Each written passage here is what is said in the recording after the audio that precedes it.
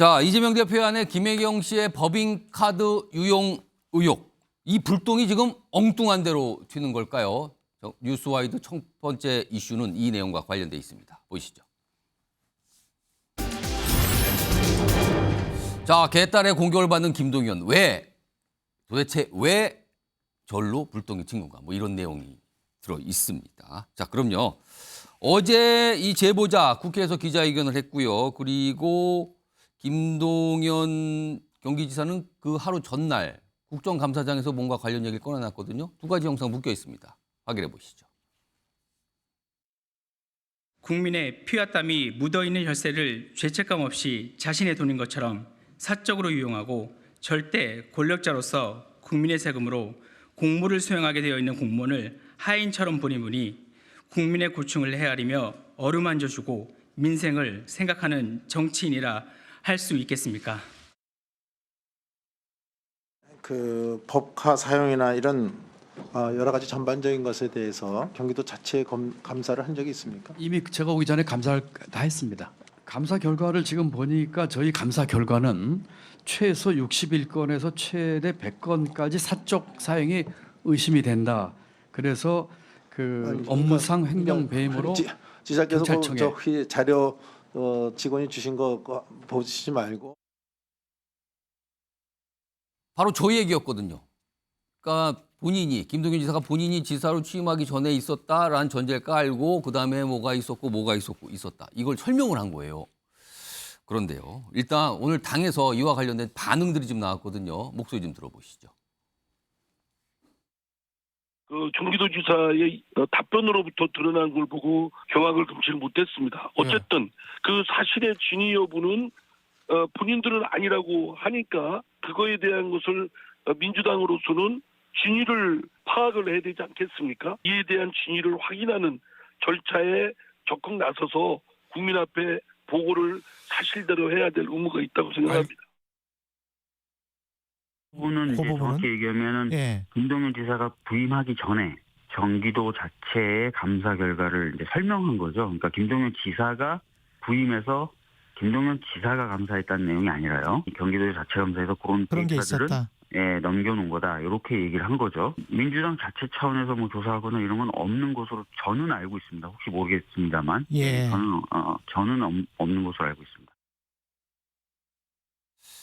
한쪽에서는 뭔가 이거 제대로 살펴봐야 되는 거 아닙니까? 한쪽에서는 제가 알기로는 뭐 아직 없는데요. 그런 거는. 뭐 이렇게 좀 약간 다른 분위기가 나왔는데요. 이런 가운데 다음 화면 좀 보겠습니다. 지금 뭔가 김동연 지사가 타겟이 된 것 같아요. 화면입니다. 자, 이게 좀 뜸을 들이고 나왔네요. 지금요. 여기 보면 민주당 강성 지지자 또는 당원들로 보여. 이게 당원 커뮤니티 뭐 이런데 지금 뭐 밑에 보면은 민주당 당원 커뮤니티 블루웨이브. 그러니까 아마 당원들이 글을 올리고 어떤 주장을 쓰는 곳 아닐까요? 그러니까 이런 분들이 김동연 지사를 막 공격하는데 이런 내용입니다. 딱 보니 당에 충성도가 없다. 당에 충성 없대. 그리고 본인이 잘나서 당선된 줄 안다. 그리고요. 이거 나오면 또 민주당에서 이게 험악해지는데 수박은 다 똑같다. 같이 못 간다. 민주당 개혁에 동참하지 않으면 당원들 선택에서 벌어진다. 이거는 좀 무서운 경고 같기도 합니다. 이거보다 더 거친 글도 있었는데 좀 추렸어요. 일단 충성 얘기를 꺼내고요. 버려진다. 같이 못 간다. 뭐 이런 입장 생각들이 올라온 겁니다. 일단 이거 좀 얘기 좀 해봐야겠는데 김근식 국민의힘 전 비전전략실장 김근식 교수님 나와 계신데 이거 엄격히 따지면 취임 전에 경기도가 감사하고 수사 의뢰한 내용을 김동연 지사는 국감장에서 그랬다는 걸 설명을 한 거예요. 그렇죠. 근데 왜 이렇게 비난이 쏟아지는 겁니까 당원들로부터? 저는 개딸을 중심으로 한 저런 비난이 쏟아질 걸로 예상을 했습니다. 예상하셨다. 하루 정도 지금 차이가 있었습니다만. 그러니까 그 김동연 지사는 국정감사장에 피감기관의 기관장으로 나와서 여야 국회의원들이 질문하는 것에 답변한 것뿐이에요. 그 내용의 질문을 받고 그럼요. 그 뭐 감사를 했던 건 사실이고 감사의 결과가 나와 있는 것도 사실이니 그걸 가지고 옆에 자료를 준 것을 보고 그대로 설명한 거잖아요. 그리고 보면 약간 좀 읽으면서 그렇죠. 하는 말이었어요. 부인할 수 없는 팩트니까. 그리고 아까 우리 말씀하신 것처럼 김동연 지사가 경기지사로 취임하기 전에 다 끝난 일입니다. 예. 그 전에 이재명 지사가 경기지사로 있다가 대선 후보가 되면서 사퇴를 했고 예. 행정부지사가 아마 권한대행으로 있었을 때예요. 아. 그 시점에 행정부지사가 권한대행이 있었던 그 시점에 자체 감사를 해서 종결을 해서 그 정도 결과가 나와서 수사 이첩을 한 겁니다. 예. 그리고 김동연 지사는 그 다음 선거로 이제 보궐선거 그러니까 들어와서 본인이 앞에도 처음에 이건 그럼요. 일단 전제는 제가 한 게 아니고요. 그렇죠. 가보니까 그렇더군요라는 취지인데. 그래서 그 이야기를 한 것뿐이고 잘 아시지만 국정감사장에서 선서한 다음에 저기서 거짓말하면요. 지금 이재명 대표 선거법 위반 재판 받듯이 저 허위사실 공표로 재판받게 돼요. 그렇습니다. 예. 사실만을 이야기해야 됩니다. 그 사실을 이야기한 것뿐인데 그 개딸분들이나 이 저 강성 지지자들은 또 이렇게 엉뚱한 공격을 하고 있는데 예. 그리고 잘 아시지만 김동연 지사는 민주당 그 이재명 후보를 막판에 지지하면서 합류하긴 했습니다만 끝까지 대선 직전까지 제3후보로서 예. 자기 길을 걸어왔었잖아요. 결이 좀 다른 분이지 않습니까? 그렇기 때문에 아마 저런 것들에 대해서 있는 그대로 설명을 했을 텐데 저걸 가지고 강성 지지자들이 저렇게 극성을 부리는 걸 보니까 좀 예상을 했습니다만 참 여전히 한국 정치 특히 민주당의 이 열렬 지지층에 참 문제다는 생각을 합니다. 신경민 전 의원님. 그러면은 김동연 전 지사 저 질문을 받았어요. 그러면 저렇게 뭐 그 당시 감사에서 무슨 뭐 100여 건 최소 있었고 이렇게 설명한 게 아니라 아 그거는 뭐 자료가 있으니까 그냥 참고해 주시고요. 뭐 이렇게 그냥 넘어갔어야 된다는 겁니까? 그럼 당원들 입장에서는? 당원 입장에서는 저 대목이 좀 이상한 대목이 있는 게요. 저게 작년 2월에 문제가 돼서 그 당시에 다 예. 기억을 하실 텐데 김혜경 씨가 기자회견에 나와서 법적 책임, 사과를 했단 도덕적 말이에요. 책임 다 지겠다 사과하면서 조사, 수사, 감사 다 받겠다고 그래가지고 예. 경기도의 감사관실에서 감사에 들어갔고요. 그 당시 감사관이 김희수 변호사라고 그래가지고 이재명 지사의 측근이었습니다. 그러니까 김희수 감사관이 이재명 지사와의 친소관계로 봤을 때 엄청 열심히 했을 것 같지는 않아요. 그런데 이제 4월에 결과가 나왔어요. 예. 7월에 취임을 해가지고 이걸 봤을 거 아니에요. 그러면은 이것을 보도자료로 내든지 아니면은 거기 기자들이 굉장히 많기 때문에 기자들의 질의 답변을 통해서 내놓든지 예. 이게 1년 반이 묵은 거예요. 그러니까 그런 게 없었다는 거네요. 그렇죠. 당시에. 이거는 기자들이 게으른 건지 뭔지 잘 모르겠습니다. 아니면 꽁꽁 감춰놨든지 하다가 행정위원회 갑자기 국감에서 그냥 그 툭. 지사의 입을 통해서 툭 튀어나온 거란 말이에요. 이게 이제 그 당원들이 보기에는 이건 도대체 뭐냐라는 생각이 들었을 건데요. 예. 그러나 이제 이것에 관심을 가진 국회의원들이 있고 그러면은 자료 요구를 분명히 할 거고 또 사실을 예. 지사가 거짓말을 할 수는 없기 때문에 얘기하지 않을 수 없는 단계가 된 겁니다. 그러니까 이걸 얘기를 할 수밖에 없는 상황인데 이걸 이제 이해할 수 없다라고 보는 측이 있는 거죠. 그런데 그럼에도 불구하고 하여튼 이것을 그 전에 다른 방식으로 어떻게든지 내놓을 수 있는 걸 이렇게 내놓았다고 하는 걸로 봤을 때는 예. 김동연 지사도 정치적인 생각이 없지 않았다고 판단이 됩니다. 정우택 변호사. 네. 그러니까 김동연 지사가 뭔가 자기 정치한다 이렇게 보십니까? 그렇게 보이죠, 당연히. 왜냐 이분이 이제 국정감사를 처음 해보는 게 아니잖아요. 예. 저는 국정감사 한 번도 들어가 본 적이 없습니다. 근데 정답은 알아요. 지금 경기도에서 고발했고요. 검찰 수사기관에 수사 중입니다. 수사 중인 내용은 내가 구체적으로 언급하기 곤란합니다. 하면 돼요. 예를 들어서 국정감사장에서 민주당 의원들이 한동훈 장관한테 김혜경 여사 김혜경 여사가 아니라 김건희 여사 예. 그 주가 조작 어떻게 되고 있어요? 그러면은 판결을 보니까요. 뭐 통정 매매가 몇 회 있고 그다음에 장모랑 거래 몇 회 있고요. 보니까 공범들 보니까 다 뭐 이미 들어가 있고 다 그렇습니다. 예. 이렇게 대답 안 하거든요. 나오면 뭐라 그래요? 수사 중입니다. 열심히 수사하고 있습니다. 그렇게 하고 딱 끝내요. 근데 사실은 그렇게 얘기하지 않고 김혜경 여사를 그 여당 의원이 언급하지 않았음에도 불구하고 먼저 언급하고 횟수 얘기하잖아요. 예. 예를 들어 본인이 한 것도 아니에요. 그러면 예를 들어서 제가 와 보니까 이미 다 수사 의뢰했었습니다. 예. 제가 직접 한 게 아닙니다.라고 하면 되거든요. 근데 이제 이름도 언급하고 횟수도 언급하는 거 보면 제가 보기에는 뭐 김동연 지사가 취임하고 나서 계속 어쨌든 이재명 지우기, 이재명과의 차별화 이런 얘기 계속 있었거든요. 인사 문제도 그렇고 그렇게 본다 그러면 뭐 이분이 뭐 워낙 국정감사 예. 제가 보기에 수십 번 받아본 본이니까 이 발언이 어떤 의미를 갖고 있는지 충분히 알고 있었다고 봅니다. 아, 이것도 슬슬 뜨거워지고 토론 조직인데 제가 좀 앞으로 발언하실 때 한 1분 30초씩만 시간을 드릴게요. 보니까 골고루 얘기를 좀 들어봐야 될 것 같아요. 패널분들. 지금 이 현구대 변호사 말씀하시는데 유경찬 변호사가 발언 깨달라고 요청하셨어요. 아니 근데 이게 새로운 뭐 사실을 갖다가 김동연 지사 입을 통해서 나오게 된 게 아니잖아요. 아, 그렇죠. 이미 수사까지 하게 돼 있는 이거는 것이고 사실 굉장히 묵은 주제였어요. 뭐 대선의 쟁점에 대해서 김혜경 여사가 사과까지 한 상황이에요. 근데 이게 새로운 쟁점이 아닌데도 불구하고 이렇게 공격 대상이 되는 것은 원래 공격 대상이었기 때문에 그렇습니다. 그러니까 잠재적 공격 대상이었고 이번 요 계기로 해가지고 공격이 현실화된 것뿐이에요. 그러니까 순서가 좀 앞당겨진 거죠. 원래 그렇다 원래 그렇죠. 좀. 그러니까 당내 지금 뭐 비명 뭐 친명 싸우고 있지만 어쨌든 그런 싸움 이후에 대선 전국 갈수록 김동연 지사는 비명의 또 다른 잠재적인 리더가 될 수 있는 분이거든요. 예. 그렇기 때문에 또 대선 주자가 될 수 있는 분이고 해서 언젠가는 공격 대상이 될 거였는데 명분 삼아서 지금부터 공격이 된 것이죠. 따라서 저걸 갖다가 글쎄요 국정감사장에 나와서 제대로 얘기하는 그 지사를 갖다 공격하는 거는 이게 맞는 건가요? 저는 이해가 얘기하는 게 틀렸으면 공격을 해야죠. 예. 근데 얘기하는 게 맞는데 맞게 얘기했다고 그것을 공격한다. 글쎄 저는 이해가 안 가는데. 그래서 뭐 충성 뭐 이런 얘기까지 나왔단 말이에요. 이게 비난 글에 배종찬 인사이트 K 연구소장이 나와 계신데요. 네. 뭐 이렇게 정치권 늘 보고 계시니까 김동연 경기지사는 민주당에서 위상이 어떻습니까?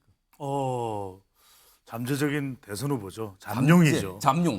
이기 때문에 예. 이런 반응이 나올 수밖에 없을 거예요. 잠룡이면 그러니까 자칫 경쟁 관계 누구와 경쟁 관계 이럴 수도 있다는 뜻입니까? 이재명 그럼? 대표하고 경쟁 관계겠죠. 그런데 이제 방금 전에 현근택 변호사가 이야기한 대로 예. 오히려 이제 김동연 지사가 더 이재명 대표를 감싸는 방하는 행동을 해주기를 감쌌어야 된다. 민주당 강성 지지층들은 기대를 하겠죠. 근데 지금 대표가 단식도 했었고 또 구속영장도 기각됐는데 예. 다들 우리 핵심 지지층들은 이재명 대표 중심으로 뭉치기로 했는데 그럼 김동연 지사도 좀 내용을 좀 이런 내용을 이야기하더라도 뭐 아주 구체적으로 자세히 이야기하는 것이 아니라 얼렁뚱땅 좀 둘러대고 이래줬으면 좋을 것 같은 좀 목소리도 높여서 왜 자꾸 하려고 하는 거예요? 이래야 되는데 그래주지 않으니까 이른바 개딸들, 개혁의 딸들은 뿔이 난 거죠. 봐라. 저거 하는 거 보니까 그래. 이제 뭐 헤어질 결심을 약간씩 조짐을 보이면서 이재명 대표 이후에는 본인이 그 대선 후보가 될 수 있다고 생각하는구나. 근데 실제 그렇게 김동연 지사 행동했을 것 같지는 않아요. 왜냐하면 김동연 지사는 워낙 또 관료로 잔뼈가 굵은 사람이잖아요. 행정가의 모습이 아닌가 아니, 싶기도 하고 그냥 있는 대로 얘기해 버리는. 그것까지 머릿속에 집어넣어서 그래 이렇게 했을 때 내가 더 대선 후보로서 민주당에 좀 더 중도적인 위치에 있는 사람들의 비명계 쪽에서는 각인이 될 거야. 내가 향후에는 이런 게 나한테 상당히 정치적으로 자산이 되겠지. 그렇게까지 생각하지는 않았을 것 같아요. 알겠습니다. 아무튼 질문 받고 설명을 한번 했는데 아주 그냥 한마디로 말씀하면 민주당 내에서 난리가 난 거예요. 지금 이걸 가지고 지금 다들 얘기들 하고 계신데. 그리고요. 일단 이 법화 의혹 관련해서 이게 오늘 국감에서도 얘기가 나왔었어요. 이거 일단 그 내용 좀 하나 정리했는데 확인해 보겠습니다. 이게 지금 제가 샴푸하고 트리트먼트 가지고 나왔어요. 제 손 안에 이렇게 요거를 그 조명원 씨께서 2시간이 넘는 거리를 요거 사러 청담동 미용실로 갔습니다. 불법이니까 한 번에 요거 딱 한 세트만 사고 본인 돈으로 샀어요. 본인 개인 카드로. 그리고 본인 카드로 결제한 다음에 본인 계좌로 경기도에서 입금을 했습니다. 위원장님, 이거 어떻게 보십니까? 이게 갑질에다가 반부패적 관점에서 어떤 의견을 가지고 계십니까? 저희들이 신고를 받아서 조사를 해서 지금 수사의 필요성이 있다고 그렇게 판단을 해서 이첩을 해놓은 상태입니다. 김홍일 권익위원장도 그냥 지금 있는 상태 그대로 지금 뭐 검찰에 입접된 상태입니다. 뭐 그 설명을 쭉 하네요. 이런 가운데 오늘 민주당의 의원 한 분이 뉴스와이드에 이제 출연하시는 의원분인데 인터뷰에서 뭐라고 얘기를 합니다. 이 제보자 관련해서 들어보겠습니다. 저희는 공익제보자로 보지 않습니다. 일방적인 주장이고 이분은 선거를 위해서 이렇게 본인이 공익제보자 신분이라고 이야기하면서 주장을 하고 계신 것이거든요. 사실 국감 증인이라는 신분을 이용해서 어떤 거짓말을 이야기할지도 모르고 그리고 어차피 이거 국민의힘이랑 짜고 치고 들어올 텐데 짜고 치고 들어올 텐데 정상적인 대화가 되겠습니까? 우선 정우택 변호사. 공익제보자로 보지 않는다. 이거 민주당의 거의 공식적인 입장입니까 지금? 뭐 공식적인 입장인지 모르겠습니다만 저도 뭐 그렇게 봅니다. 왜냐하면 이게 지금 권익위에서 저 얘기를 물어본 이유가 있어요. 사실은 권익위 국민권익법에 정해져 있습니다. 그러니까 수사기관이나 국민권익위에다가 어떤 양식이 딱 정해져 있어요. 누가 제보하고 그다음에 근거를 서류 내게 돼 있거든요. 저렇게 언론에 인터뷰하거나 특정 정당하고 연합해서 기자회견을 하는 건 공익제보가 아니에요. 그러다 보니까 김태우가 계속 이제 문제가 됐던 건데 공익제보는 요건이 딱 정해져 있습니다. 그 요건에 해당이 안 돼요. 지금 하시는 방식은. 그러니까 지금 기자회견 이거는 그건 안 된다. 그건 그렇죠. 해당이 안 된다. 그러니까, 아니 권익위에서 물어보는 이유가 있어요. 권익이라든지 수사기관이라든지 그 기관에 정해진 양식에 따라서 정해진 내용을 제출하는 게 공익신고예요. 근데 앞서도 그 제보자는 권익위에 그렇게 제출하지 않았나요? 뭐 어째 그런지 모르겠습니다만 그렇게 본다 그러면 그리고 또 이거를 그러면 신고하면 끝나면 되죠. 지금 어찌 보면 여당의 어쨌든 뭐 일본이 물론 뭐 증인으로 나오고 싶었는데 못 나갔으니까 그럴 수는 있지만 그럼 끝나면 돼요. 그리고 그거를 이제 기자회견하고 어찌 보면 여당이 그에 동조하는 모습이기 때문에 기본적으로 뭐 공익제보의 목적 자체가 없다. 정책인 목적이다라고 보입니다. 유기찬 변호사. 근데 공익제보자는 이제 그 전용기 의원이 얘기했던 것처럼 본인은 그렇게 인정하고 싶지 않겠지만 어쨌든 권익위원회는 이미 작년에 인정이 된 거예요. 공익제보 요건을 인정해서 그 보호 프로그램이 작동을 하는 건데 본인이 이게 보호 프로그램이 작동을 해서 본인은 보호받지만 뭔가 계속 그 본인한테 공격이 온다는 거죠. 온라인상에. 그러니까 본인이 그냥 나온 거에 나와서 나 이런 사람인데 이걸 공론화하겠다라는 취지에서 나온 것이지 이게 정치적 목적으로 나온 건 아니다. 더군다나 이재명 당시 지사 입장에서 본인이 볼 때는 지시한 걸로 당연히 인정돼야 되는데 그게 인정이 안 되고 자꾸만 왈가왈부되고 아직까지 법적 책임 안 지고 있으니까 본인이 나서서 이걸 좀 문제제기하자라는 취지였던 것이고 그런 나서는 그 이 플랫폼이 국민의 신매에 의해서이든 민주당에 의해서이든 뭐가 달라요. 사실만 얘기하면 되고 그 사실을 토대로 해서 그동안 있었던 얘기들이 고쳐지면 되는 거 아니겠습니까? 지금 현재도 만약에 법인카드가 잘못 쓰이면 어떻게 하겠습니까? 그러니까 이런 법인카드가 어떤 식으로 잘못 쓰이는지에 대해서 그런 유형도 좀 국회에 나서 얘기하고 이렇게 해서 고쳐지면 그게 더 공익에 부합하는 것이지 본인이 얘기하게 된 진심이 뭔지가 뭐가 중요하겠어요 지금. 원래는 오늘 잠깐만요. 아니 본인이 만약에 보호 프로그램을 받고 있다 그러면 오픈해서 나올 필요가 없어요. 이제 그걸 포기했다는 얘기잖아요. 그다음에 지금 이미 이제 어쨌든 권익위에서 수사기관에 이첩을 했잖아요. 수사기관을 지켜보면 돼요. 본인이 예를 들어 수사기관에 낼 자료가 있으면 내면 되고 진술할 게 있으면 진술하면 됩니다. 그래서 지켜보면 되는 건데 근데 왜 저렇게 공개적으로 얘기를 하고 다니는가 이걸 문제 삼으시는 건가요? 현장에서 정치적이고 공방이 되고 있잖아요. 그럼 조용히 수사기관에서 진술하고 증거 내고 하면 돼요. 국회에서 기자회견 할 필요가 뭐 있어요? 이미 다 제보 다 했을 텐데. 알겠습니다. 근데 한 가지 이게 국정감사 목적하고 수사기관의 수사 목적하고 다르잖아요. 수사기관의 수사 목적은 범죄 혐의를 밝혀내는 것이고 국정감사의 목적이라는 것은 국정에 잘못된 점 고치는 거예요. 그런 계기로 삼으면 되는 겁니다. 예컨대 저 사람이 이런 식으로 해가지고 법인카드 잘못 쓰이고 있다. 국고가 손실되고 있다. 이런 점 등을 통해서 만약에 행정부에서 감사하거나 또는 권익위에서 또 추가 감사하거나 해가지고 그런 국정 난맥상을 바로잡으면 되는 거 아니겠습니까? 그러니까 약간의 목적이 달라요. 따라서 내가 보호받고 있는 그 처지를 갖다가 내가 이 탈피해서 나와서 왜 하느냐. 좀 글쎄 그거는 오히려 칭찬해줘야 되는 거 아닌가요? 아니 그러니까 정치적인 목적은 인정하는 거잖아요. 알겠습니다. 갑자기 제보자 관련해서 두 분이 뜨거워지셨어요. 두 분 변호사께서. 알겠습니다. 아이고. 예상치 못한 갑자기 뜨거운 토론이 벌어져서 제가 살짝 당황했습니다. 이 정도 하고요. 다음 주제도 하나 있는데 이거 민주당도 관련돼 있거든요. 일단 화면 좀 보겠습니다. 이재명 대표와 관련된 어떤 일정이 하나 나왔어요. 오늘 민주당에서 설명을 했는데 이재명 대표 그동안 당무 복귀 언제 합니까? 계속 질문이 나왔는데 오늘 답이 나왔네요. 오는 월요일 23일에 당무에 복귀한다. 그리고 내일도 재판이 있는데 거기서 참석한다 그러죠. 출석을 하겠다. 그리고 뭐 민생 뭐 이런 거에 집중할 계획이다. 이렇게까지 설명이 오늘 나왔습니다. 자, 그런데 당무 복귀와 함께 또다시 이 복귀 얘기가 나오니까 관심 사안이 있어요. 앞서서 체포동의안 가결파를 어떻게 할 것인가 여전히 민주당에 풀리지 않은 숙제인데 얼마 전에 징계 안 한다 이런 입장이 나왔죠. 화면으로 좀 정리됐을까요? 내용 좀 보겠습니다. 이게 이제 보도를 통해서 이렇게 전달을 했다. 이재명 대표가 최고위원회 비공개 회의 때 가결파 징계하지 않겠다 이런 뜻을 전달했다는 게 알려졌거든요. 근데요. 그 이후에 그리고 오늘도 그렇고 어제도 그렇고 이거 민주당 최고위원회 소속되신 분들은 약간 다른 분위기의 얘기를 합니다. 계속요. 그 목소리 들어보겠습니다. 징계를 하지 않기로 결정한 적이 없어요. 그렇다고 징계를 하겠다고 결정한 적도 없는 것은 분명하거든요. 이재명 대표는 징계와 관련된 논의의 시기를 홀드하자, 최종 결정을 하지 않은 상황입니다. 그래서 대표가 복귀하고 나서 아마 이루어질 거라고 보이고요. 저희 지도부는 가결파를 구별할 수 없고 구별한들 이분들에게 어떤 조치와 처분을 하는 게 바람직하지 않다고 생각하고 있습니다. 다만 해당 행위에 대해서는 아직 보류 상태이고 특히 당원 징계에 대해서는 현재 답변을 숙고 중에 있습니다. 해당 행위에 대한 조치는 과거에도 있었고 앞으로도 있을 것입니다. 이는 신상필벌, 당연하고도 일상적인 당무임을 말씀드립니다. 이것이 선당후사입니다.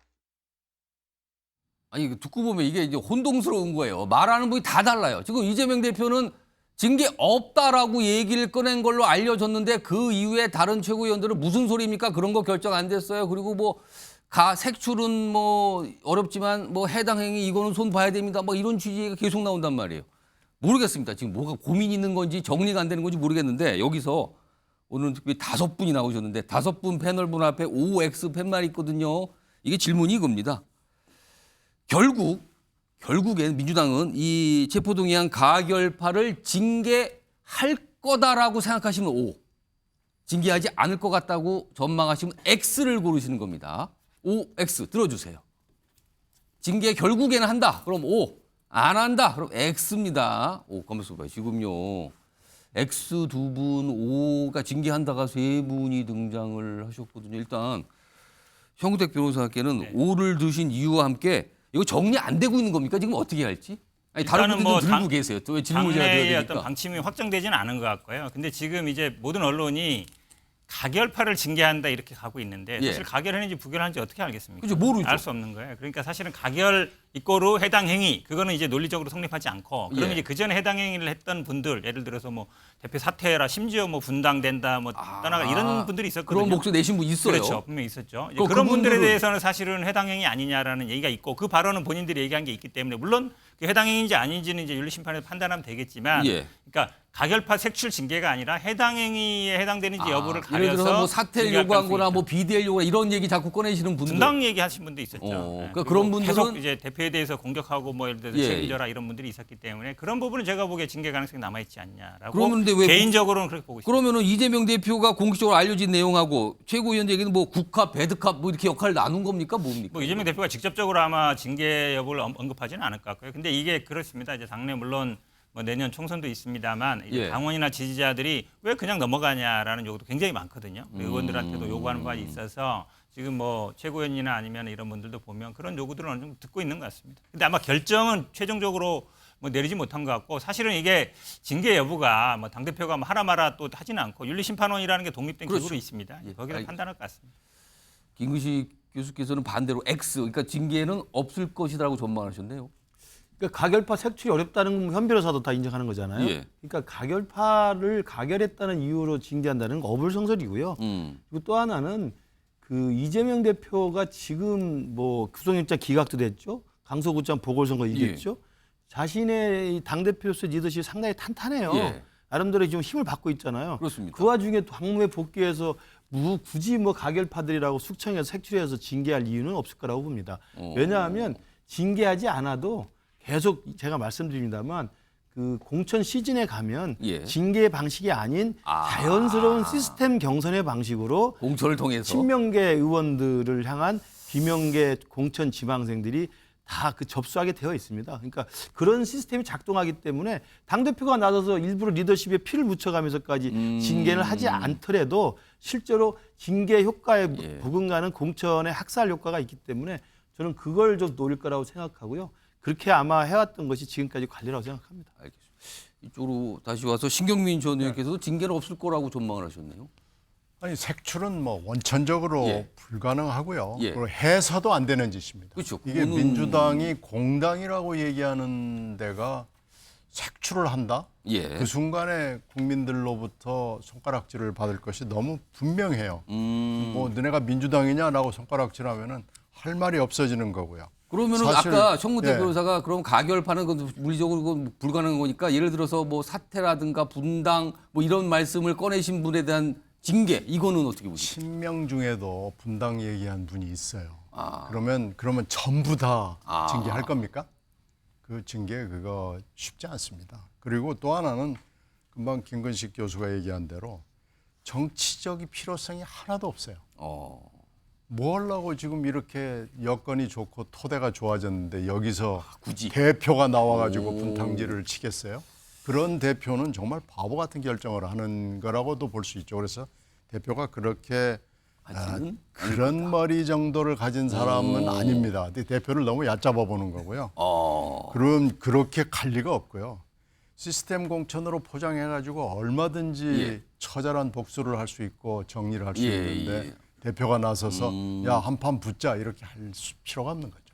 그러면은 갑시다. 지금 배종찬 소장님은 대표를 너무 얕잡아 보는 분이 지금 순식간에 돼버리셨는데 일단 제가 궁금한 거는 뭐 5를 고르셨는데 아마 비슷한 이유가 있어서 좀 짧게 말씀드리겠습니다. 이재명 대표 일단 이유를 말씀해 주세요. 예, 제가 짧게 말씀드리는 건 뭐냐면 이건 이제 가결파가 어쩌고가 아니라 왜냐하면 중도층의 지금 여론이 굉장히 불안하게 보는 겁니다. 이 가결파가 됐든 아니면 또 친명 비명으로 나오는데 비명계가 비명지른다 이런 이야기가 나오거든요. 그래서 저는 오히려 이재명 대표가 이걸 한순간에 불식시킬 수 있는 방법이 있습니다. 이게 뭐냐? 더 자꾸 뭐 가결파 비명계 이야기하면 난 더 중용해 버릴 거야. 이래 버리는 거죠. 지금은 이재명 대표를 꺾을 사람이 민주당 내에 누가 있겠습니까? 그럼 이렇게 얘기하는 거. 자꾸 그렇게 하면 공천관리위원장 이상민 의원 시킬 거야. 그리고 사무총장은 김종민 의원이야. 자꾸 그러면 저는 이렇게 해버리면은 아무 말 못할 것 같아요. 근데 5를 고르신 건 뭐예요? 아니, 그러니까 그렇게는 안 할 것 같다. 지금 상황으로는. 그렇게 안 할 것 같다. 그러니까 징계가 있을 것 같다. 왠지. 아니, 왜냐하면 지금 이재명 대표가 뭔가 좀 이슈가 될 만한 부분에 대해서 이야기를 잘 안 하거든요. 근데 이런 부분에서 단호한 사이다 이재명의 모습이 나와야 되겠죠. 그러니까 당위에 대한 설명을 해주신 거네요. 지금 윤찬 변호사 한 분 남으셨는데 준비된 목소리가 좀 하나 있어요. 그러니까 이재명 대표가 뭘 해라 뭐 이런 걸 얘기하신 분이 있는데 들어보겠습니다. 제가 볼 때는 이제 굿캅 배드캅 그거 할 거야. 이재명 대표는 이제 알아가지고 화합의 메시지를 내고 그다음 밑으로 니들이 알아서 해라 이런 거란 말이죠. 만약에 정말로 의지가 있다고 한다면 정청래 의원 같이 그런 발언하는 사람한테 경고를 주고 제지를 해야 되고 강성 지지층들을 설득을 해야 되는데 그런 건 하나도 안 한다는 거잖아요. 이제 징계할 거라고 뭐 하셨는데 뭐 비쌀 것 같고 다른 질문을 드리면 이재명 대표가 이제 23일에 당무 복귀하잖아요. 메시지를 분명히 낼 테고 언론도 그걸 기다릴 거예요. 또 첫 메시지가 과연 뭘 낼까? 무슨 얘기를 할 것 같습니까? 메시지 뭐 당내 통합 메시지 하시겠죠. 그러면 징계 쪽이 아닌데 그거는. 그러니까 뭐 본인이 얘기하는 거하고 진심하고 다른 거죠. 이미 세팅은 돼 있잖아요. 이미 정청래 최고위를 비롯해서 기다릴 만큼 기다린 거예요. 그러니까 충성맹세할 시간을 다 줬고. 세팅은 됐다. 뭐 내부적으로 충성맹세할 의원들이 몇 명 더 늘었는지 모르겠는데 비명계 중에 이후에는 그 가결파를 상대로 해서 여러 가지 명분 삼아서 징계를 하겠죠. 그것이 이재명 대표 입장에서는 지도력이 사실 앞으로 약해질 위험 요소가 많기 때문에 그러니까 김동연 지사도 있듯이 지금 무력 진압뿐이 없어요. 그래서 아마 본보기 차원에서라도 징계를 할 것이다라는 생각이고 다만 본인은 마지막 결정하는 사람이고 풀어주는 사람이지 징계를 결정하거나 그런 이미지는 아마 피할 것이다. 이런 생각. 화합을 얘기하고 통합을 얘기할 거지만 징계는 있을 것 같다. 이게 어떻게 된 무력 진압 아까 뭐 이런 표현까지 좀 무시무시한 표현을 쓰셨어요. 군사 용어까지 지금. 알겠습니다. 기다려보죠. 어떤 모습인지. 다음 주 월요일입니다. 자, 이 정도로 이전 야당 관련된 내용 좀 정리해 봤고요. 다음 주제 제목으로 보겠습니다. 보시죠. 패배 충격에 달라진 걸까? 누가 달라진 걸까라는 거. 요즘 패배라면 정치권에서 보궐선거밖에 없는데 그렇다면 여당 쪽 아니면 여권 쪽 얘기인 걸로 짐작이 됩니다. 우선 준비된 영상이 하나 있는데 어제 김은혜 대통령실 홍보수석이 대통령의 어떤 이야기를 하나 소개했어요. 브리핑에서. 들어보겠습니다. 오전 참모들과 함께한 회의에서 국민은 늘 무조건 옳다. 어떠한 비판에도 변명을 해서는 안 된다. 우리가 민생 현장으로 더 들어가서 챙겨야 한다고 당부했습니다. 그러니까 윤석열 대통령이 뭐라고 참모들에게 당부하고 얘기한 거를 전원을 이제 소개한 거예요. 이렇게 얘기를 하셨습니다라고 소개했는데 이게 전원으로 들으니까 실감이 좀 안 나거든요. 그래서 성대모사의 달인 이상민 크리에이터가 지금 저쪽에 준비하고 계시거든요. 그럼 이상민 크리에이터를 통해서 들어보겠습니다. 자, 윤석열 대통령이 과연 어떻게 얘기를 한 것인지 이상민 크리에이터. 안녕하십니까. 예. 왕입니다요. 나오셨군요. 국민이 왕입니다. 더 이상 뭐 이념 이런 얘기하지 마시고. 예. 이념 얘기를 누가 했습니까? 예. 기억이 안 나는데 아무튼 민생으로 가야 됩니다.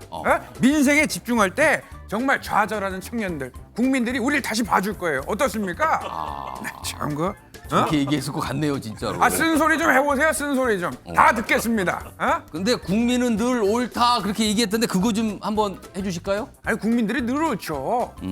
어떤 비겁하게 변명해서는 안 됩니다. 그거는. 알겠습니다. 자, 이상민 크리에이터 잠시 좀 대기해 주시고요. 이따가 또 한 번 나오실 기회가 있어요, 지금요.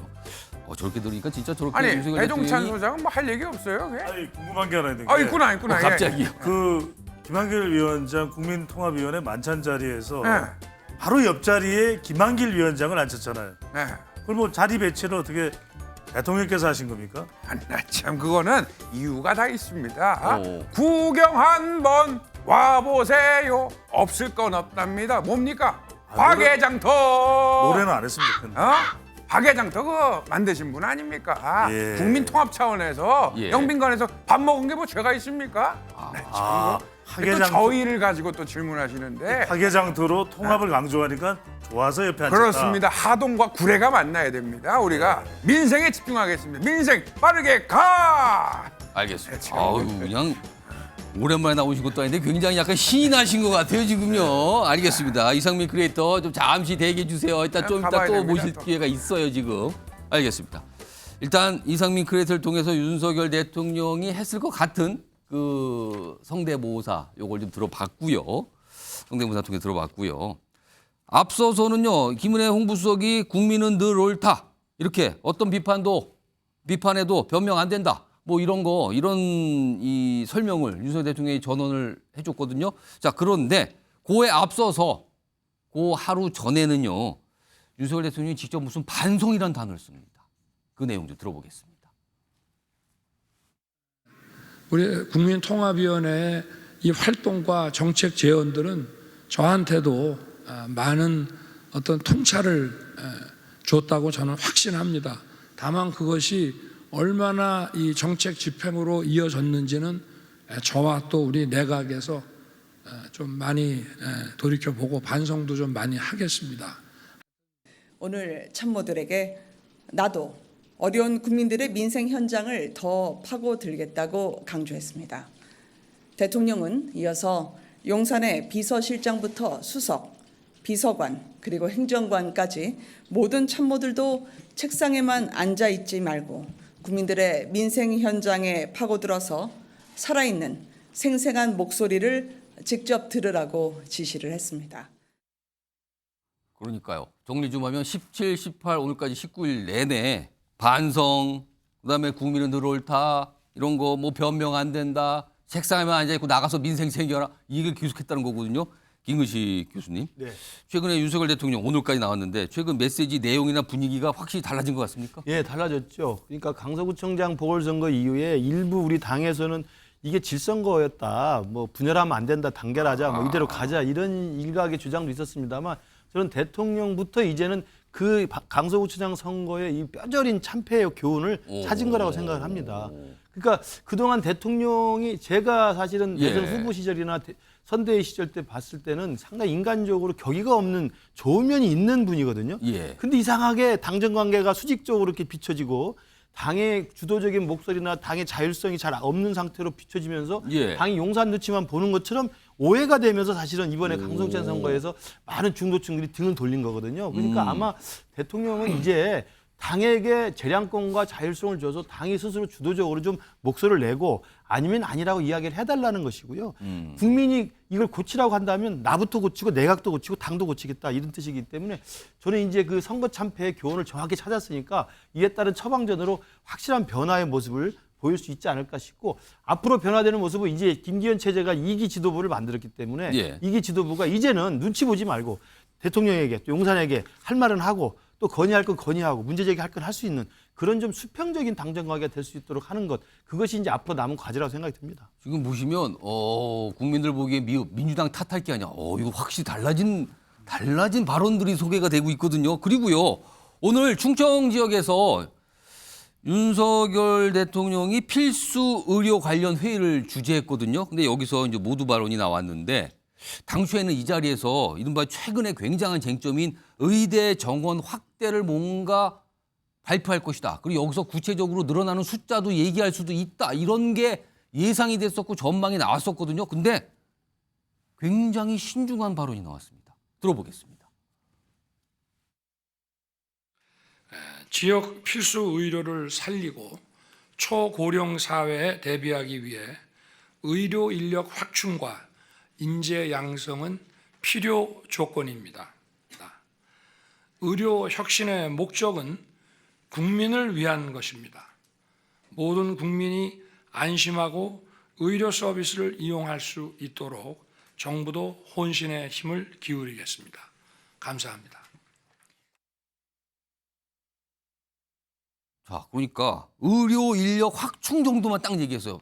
글쎄요, 과거 같은 굉장히 좀 뭔가 바로 들어가면서 구체적인 걸 얘기하는 발표가 꽤 있었는데 오늘은 의대 뭐 정원 확대 뭐 이런 얘기가 아니라 의료 인력 확충이라고 아주 좀 애둘러서 뭔가 표현한 것 같거든요. 신경민 전 의원님.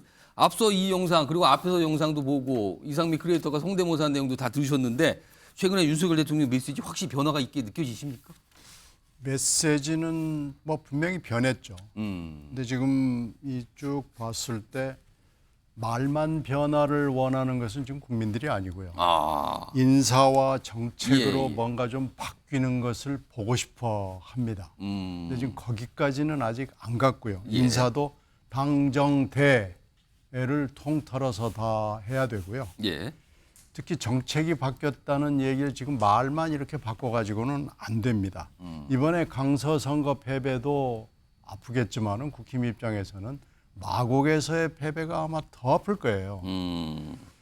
최근에 있었던 시장 재보궐선거나 대선이나 시장 선거에서 다 이겼거든요. 그리고 시장 선거 이런 데서는 많이 이겼어요. 근데 마곡에서 졌다는 것은 이건 수도권에서 거의 뭐 엄청난 패자가 될 수밖에 국힘당한테 보내는 경고의 메시지라는 거죠. 뭐 민주당으로서는 굉장히 해피한 결과를 성적표를 받아들었는데요. 지금 이 정도를 가지고는 국민들이 이 변화를 실감하기는 조금 어렵습니다. 지금쯤은 대통령의 입에서 이번 선거 패배, 강서 선거의 패배에 내 책임이 크다라는 정도의 멘트는 나와줘야 되고요. 앞으로 인사와 정책을 이렇게 하겠다 그러면서 사실 몇 사람을 진짜로 바꿔줘야 됩니다. 근데 아직 거기까지는 지금 진도가 안 나갔습니다. 알겠습니다. 그러니까 일단 뭔가 말이 달라진 것 같긴 한데 거기까지만 약간 이런 분석을 해주셨어요. 이런 가운데요. 국회에서도 이 윤석열 대통령과 관련돼서 민주당 의원분인데 얘기를 좀 꺼내놓으셨네요. 들어보겠습니다.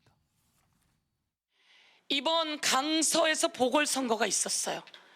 아마 윤석열 대통령이 깜짝 놀라는 표정은 하진 않았지만 윤석열 대통령 기조가 바뀌는 것처럼 보여요. 윤석열 대통령이 이런 얘기를 하죠. 국민은 늘 무조건 옳다. 언제 저런 얘기를 했다고. 어떤 비판에도 변명해서는 안 된다.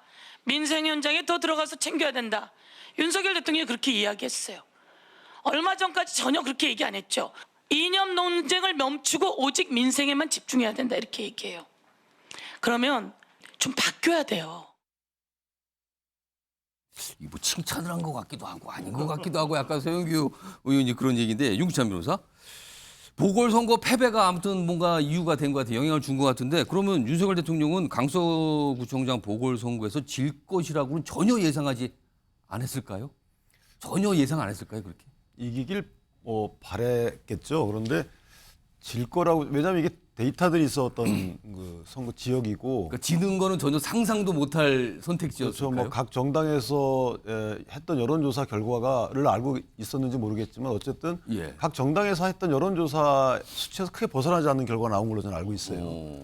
조금 편찬했지만 그렇기 때문에 반드시 이긴다라는 그 어떤 결과의 예측을 하지는 않으셨을 거예요. 그런데 지금 보시면 서영교 의원 얘기했던 것처럼 물론 정치적 공격이니까 좀 받아들이지만 어쨌든 이게 저희가 대화를 할 때도 보면 추임새를 넣잖아요. 이 리액션을 한단 말이죠. 그 말은 내가 듣고 있다. 이 얘기를 표시해 주는 거죠. 근데 국민은 어떤 메시지를 자꾸 보내는데 대통령은 들었음에도 불구하고 내가 듣고 있다라는 어떤 추임새를 하지 않으면 그럼 국민들은 오해하는 거거든요. 들었는지 안 들었는지 모르겠다. 내가 대화를 듣고 있는 게 아니라 나한테 관심 없구나라고 이게 개인 대 개인의 대화가 똑같아요. 그렇기 때문에 예전에 문재인 대통령도 행사를 중시했던 것이고 뭐 여러 가지 메시지를 중시했던 것인데 너무 메시지를 중시했던 거죠. 메시지만. 근데 윤 대통령은 메시지를 좀 경시했던 부분이 없잖아요. 일만 하면 되는 것이지. 이런 공무원적 사고방식이었던 건데 이제는 그런 부분을 좀 바꿔야 되겠다. 예를 들어 민생 말씀하시는데 아니 검찰이 수사한다고 민생 안 합니까? 검찰은 검찰이고 국방은 국방이고 교육은 교육이죠.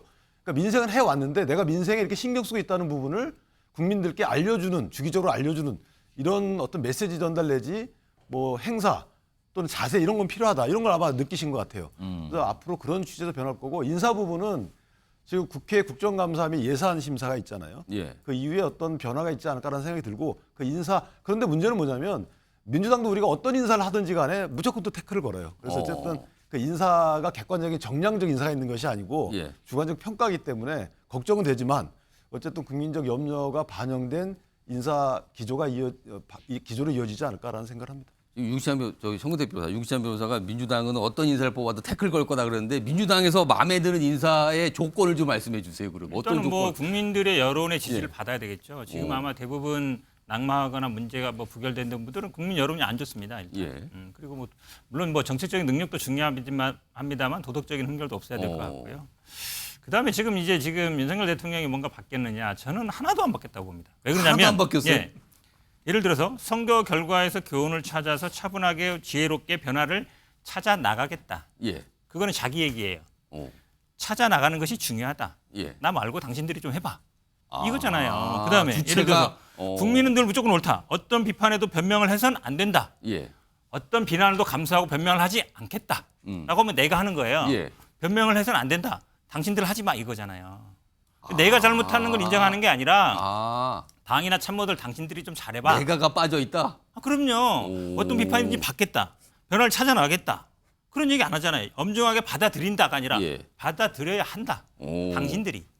말의 합법이 보면 다 제3자를 상대로 두고 있어요. 나는 그냥 오류가 없는데 당신들이 잘못해서 선거도 진 것이고 나한테 보고도 제대로 안 해서 내가 판단을 잘못한 거야. 이 생각을 갖고 있는 거예요. 그러니까 달라질 생각이 제가 보기엔 전혀 없어요. 근데 저 역대급 말장난인데 아니 참모회의에서 참모들한테 당부하는 게 참모회의잖아요. 그럼 내가 그런 결심이 섰고 생각이 있기 때문에 당부하는 거지. 나는 안 할 테니까 당신들만 이렇게 해. 이걸 어떻게 이렇게 해석을 하죠? 저는 이제 현 변호사님이 제가 볼 때는 말씀하세요. 윤석열 대통령이 보궐선거 참패위에도 변하지 않아야 민주당에 유리하다는 그 바람을 그런 얘기하신 것 기대를 같다, 갖고 지금? 아마 저렇게 보니까 저렇게 메시지가 바뀐 것도 합법상 이상하니까 본인은 안 변하고 남만 요구한다라고 지금 말씀을 하시는데 알겠습니다. 그건 정말 오해고요. 아니 우리가 이야기할 때 상대방하고 이야기할 때 내가 이렇게 한다라는 이야기를 할 때 그렇게 해야 된다는 이야기를 하는 겁니다. 그 이야기가 자연스러운 건데 그거 가지고 꼬투리 잡을 필요 마지막으로 없고. 정근택 변호사께 변명할 기회 드릴게요. 이 선거 결과 깜짝 놀랐다라는 게 깜짝 놀랐어요. 그 얘기 자체가. 말이 안 되잖아요. 우리가 사실은 깜짝 놀라는 걸 깜짝 놀랐다고요? 언론조사 뭐 여의도 연구소뿐만 아니라 당내 여론조사뿐만 아니라 언론의 모든 여론조사 다 보고 우리가 평론 나왔을 때도 다 15% 넘냐 안 되느냐 이걸로 다 싸웠단 말이에요. 이낙연 대표는 18% 얘기하고 최소한 뭐 10% 이상은 될 거다. 그리고 절대로 국민의힘 이긴다는 사람은 한 번도 못 봤어요. 제가. 국민의힘에서 나온 패널들조차도 뭐 박빙이다. 이렇게 얘기하면 패배하겠구나. 그러니까 질 거를 몰랐다라는 것 자체가 이해가 안 가는데 그러면 이게 뭐냐면 기본적으로 기성 언론이든지 아니면 여론조사 기관의 결과라든지 당내 여론조사 결과를 신뢰하지 않는다는 거예요. 기본적으로. 근데 정치는 사실은 선거는 과학입니다. 거의 데이터로 나오거든요. 다 얘기했는데 본인만 그렇게 생각 안 하고 있었다는 거잖아요. 그게 놀라운 일 아니에요? 알겠습니다. 놀랬을 이유는 있어요. 놀랬을 이유가 있다. 이 정도 차이는 아닐 줄 알았다. 차이. 그거죠. 격차가 너무. 설마 뭐 한 8~9% 차이겠지. 10%포인트를 넘지는 않을 17.15%면 다 놀래죠. 알겠습니다. 지금 뭐 말씀하셨는데 숫자 얘기 좀 하셨어요. 지금 오늘 준비된 게 여론조사 하나 좀 소개해드릴 게 있거든요. 내용 화면 좀 보겠습니다. 첫 번째 화면인데 이게 이제 가장 최근에 나왔어요. 조사가 16일에서 17일 된 거니까 최근이거든요.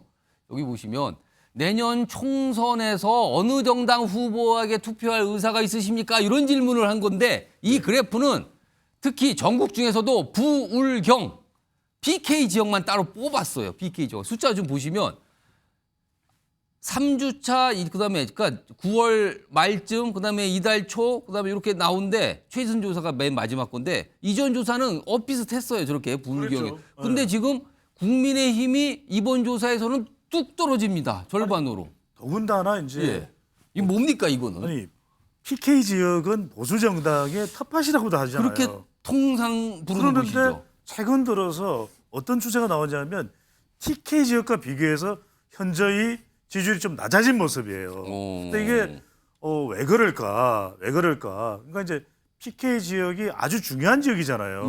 그런데 일종의 경실무 현상이 나타나고 있다. 경실무요? 경실무 현상. 왜냐하면 어떤 분들은 그렇게 이야기를 합니다. 이거 지금 뭐 여러 가지 대통령 지지율이 안 높으니까 보수 응답자층들이 잘 안 들어가서 그렇다. 근데 그렇게 따지기 시작하면 조사 자체의 분석을 무기력하게 하는 것이니까 그런 접근을 해서는 안 될 것 같고 왜 그러냐? 경제죠 역시.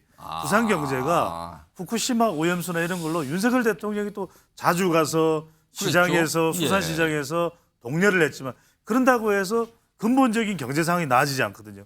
두 번째 그러니까 많이 기대를 했을 거예요. 윤석열 대통령의 이 국정 운영에 대해서. 그러니까 자영업청은 그런 경제적인 영향을 받으면 MZ세대, 부산의 MZ세대가 있을 거 아닙니까? 아니 대통령한테 기대를 그래도 우리도 보수니까 기대를 했는데 막 홍범도 장군 이런 내용이 나오니까 왜 그래가 아니라 이제 경상도니까 와그라노 그랬겠죠. 그러니까 그러다 보니까 반영이 된 게 저렇게. 그렇죠. 마지막에 무는 뭐냐? 그렇다고 해서 민주당 쪽을 지지하는 건 아닌데 무당층 쪽으로 가버리는 이른바 경실무 현상이 발생합니다. 요 여론조사에 또 다른 항목이 있거든요. 그 내용도 좀 불러오겠습니다. 내용 보시죠. 여기 보면 이 내년 총선에서 어느 정당 후보 지지나 요 질문에 그걸 좀 이 다른 통계로 봤는데 무당층을 본 거예요. 무당층을. 그렇죠. 무당층은 원래 지지정당이 없는 건데 이거에 대해서 이 무당층만 따로 뽑아보니까 무당층 중에 35% 조금 넘는 게 민주당 쪽 후보를 자기는 찍겠다. 반면에 국민의힘은 7.5%밖에 안 됩니다. 이 차이는 뭡니까? 그렇게 이것도 어디냐? 대통령의 부정평가가 너무 높다. 이게 여기에 이제 영향을 받았다. 이렇게 볼 수가 있는 것이 실제로 이제 지지하는 정당이 없다는 사람인데 그냥 물어본 거예요. 지지하는 정당 없는 거 알았어. 근데 그런데도 내년 총선에는 어느 정당에 지지할 거야? 어느 정당 후보에게 투표할 거야? 이렇게 물었는데 더불어민주당이 높은 이유는 뭐냐? 실제로 문재인 정부에서도 그랬어요. 문재인 정부에서도 지지하는 정당이 없다는 무당층한테 물어보면 그래도 뭐 보수 정당한테 할 거야. 그 약간 야성향을 띠거든요. 야성향을 띠는 그런 성향이 있는데 그럼에도 불구하고 지금 더불어민주당을 지지하겠다는 무당층의 의견이 높게는 대통령 부정평가가 너무 높아요. 이게 영향을 받는단 말이에요. 그래서 빨리 여기에 뭐 우리 김건식 위원장도 있고 윤기찬 변호사도 있지만 해야 될 일은 대통령 지지율을 올려야 돼요. 긍정 지지율을 어떻게 하면 올릴 수 있느냐? 아니 우리 뉴스와이드 보면 돼요. 뉴스와이드 보면서 메모해가면서 여기 나오는 조언들 이런 거를 바로 실천을 해버리면 돼요. 그러니까 아까 우리 현건택 변호사도 이야기가 말은 있는데 실천이 없다잖아요. 두 글자 새기면 됩니다. 실천, 행동, 실행이 되죠. 실행. 뉴스와이드를 보면 지지율이 올라간다. 뭐 이렇게 결론을 갑자기 내셔주셨어요. 지금요. 감사합니다. 아무튼. 자, 이 주제 좀 정리하고요. 그런데 또 여권 내선 요즘에 뭐 신당이네, 창당설이네 뭐 이런 얘기 자꾸 나오거든요. 그 주제로 가겠습니다. 보시죠. 가시지 않는 신당설 12월 물음표 찍혀 있죠. 12월. 이게 뭐 날 구체적인 월까지 나오네요. 요즘에 얘기가. 자, 일단 이게 이른바 이준석 또는 유승민 발신당설이에요. 이른바. 이거 관련된 분들이 얘기를 좀 꺼냈는데요. 이거 3명이 쭉 나옵니다. 근데 약간 결들이 좀 달라요. 들어보겠습니다. 저는 며칠 전 국회에서 기자회견하면서 대통령께서 우리 당의 국회의원들에게 걸어놓으신 무건수행의 저주를 풀어달라고 호소했습니다. 무건수행의 저주를 푸는 것은 대통령이지만은 배신의 정치의 저주를 푸는 것은 대구 시민들일 것입니다. 보수 정치의 스펙트럼을 넓혀주십시오. 그리고 오늘 이 자리에 와가지고 또 다른 저주를 풀어달라고 한 것, 이거는 보수가 이기는 방법을 고민하고 있기 때문입니다. 헤어질 결심이라는 이야기, 저는 헤어질 결심 하지 않았습니다. 12월쯤 되면요. 지금 윤석열 대통령이고 이 정부고 또 국민의힘이고 진짜 제대로 된 변화를 할 수 있느냐. 저는 그게 판가름 난다고 봅니다. 국민의힘은 뭐 대통령이 어떤 인사든 정책이든 어떤 잘못을 해도 아무 소리 찍소리 못하는 정당이 되고 있잖아요. 예. 되었잖아요. 예. 그래서 국민들이 진짜 원하는 그런 세상을 만들 수 있는 그런 정당이냐. 저도 결심을 해야죠. 그러면 저는 근데- 그게 12월까지는 제 그 결심을 끝내야 된다고 생각합니다. 이거겠고 계속해서 어떤 대통령의 어떤 적대 관계를 좀 갖고 본인의 좀 어떤 좀 실익을 챙기려고 하는 메시지지 않을까라는 생각을 해요. 이준석 대표가 대구 가가지고 당원들을 좀 지지를 호소하고 그 당원에 대한 지지도가 12월 달까지 봐도 올라간다면 그럴 가능성도 저는 있다고 봐요. 그러니까 12월까지 가서 자 본인은 판단하겠다는 의미가 결국은 어떤 이 여론조사에서 당원들의 지지 세력이 좀 높다면 언제든 뛰쳐나가서 당당을 하겠다는 저는 그 의미밖에는 들리지 않습니다. 알겠습니다. 그러니까 헤어질 결심 안 했다는 사람이 있고요. 12월에는 결심할 거라는 사람이 있고요. 그리고 지지율 올라지면 뛰쳐나갈 거라고 전망하신 분이 있고요. 뭐 다 이렇게 나오고 있습니다. 우선 김근식 교수님. 예. 이른바 이준석, 유승민발 신당. 이거 가능성 있다고 보십니까? 하고 싶은 생각도 있을 텐데 하기는 어려울 겁니다. 그러면은 불가능 쪽으로 보시는 거네요. 저는 불가능 쪽이라고 높다고 보고요. 만약에 12월쯤에서 더 이상 같이 하기 힘들다라고 생각하면 탈당을 할 가능성이 있어 보여요. 근데 탈당을 하는데 내년 총선에 탈당한 다음에 세력을 모아서 그래도 유의미한 세력을 모아서 창당까지 해서 할 가능성은 제가 볼 땐 높아 보이지 않다. 단독 탈당 정도지 뭐 조직의 세력을 만들지는 않을 것 같다. 그리고 이제 유승민 의원이나 이준석 전 대표도 사실은 다 대구에 또 뿌리가 있는 분들이잖아요. 아까 화면 나왔던 이준석 대표도 대구에서 한 이야기입니다. 예, 대구입니다. 왜냐하면 대구에서는 보수의 거기가 그 성지기 때문에 사실은 국민의힘 공천을 받은 후보와 무소속 후보와의 싸움이었지 민주당 후보와는 사실은 싸움이 별로 의미가 없어요. 통상 그래요. 그런데 가서 오히려 보수는 이렇게 가는 게 올바르다고 이야기를 하면서 무소속, 그러니까 국민의힘을 탈당한 다음에 무소속으로 국민의힘 공천을 받은 후보와 맞붙어서 이겨낼 자신이 있다고 생각하면 거기로 무소속으로 출마할 가능성은 있을 거라고 봅니다. 신경민 전 의원 옆집 정당 사정인데 이준석, 유승민발 신당 가능성 있다고 보십니까? 아니면 이거 어렵다고 보십니까? 신당이 쉽지는 않죠. 지금 정가에서 특히 여의도에서는 여러 가지로 뭐 여당의 일부와 야당의 일부의 그 프로젝션 정당설을 얘기하는 분들이 많은데요.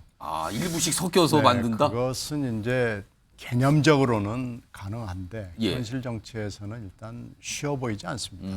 그렇게 따지면은 신당의 가능성보다는 탈당의 가능성은 꽤 있어 보여요. 왜 그러냐면 지금 강서하고 특히 이재명 대표의 영장 기각 이후에 민주당은 지금 급속하게 안정의 길로 들어섰는데 반대로 보면은 국힘당은 안정하고는 지금 반대 방향으로 가고 있고요. 만약에 김기현 대표 체제나 윤석열 대통령의 어떤 특별한 혁신, 개혁 뭐 이런 것들이 눈에 보이지 않는다 그러면은 뭔가 하여튼 국힘당 안에서의 내부 균열, 변화의 가능성은 점점 더 높아진다고 볼 수 있기 때문에 그게 신당이 될 정도의 응집력을 갖는 것이냐 어떤 돌파력을 갖는 것이냐 하는 것은 잘 모르겠습니다. 그러나 탈당의 가능성은 점점 더 높아지는 거 아닌가 싶습니다. 두 분이 공통적으로 말씀하는 신당은 어렵지만 탈당 가능성이 있어 보인다. 요걸 정리해 주는데 다음 준비된 목소리는요.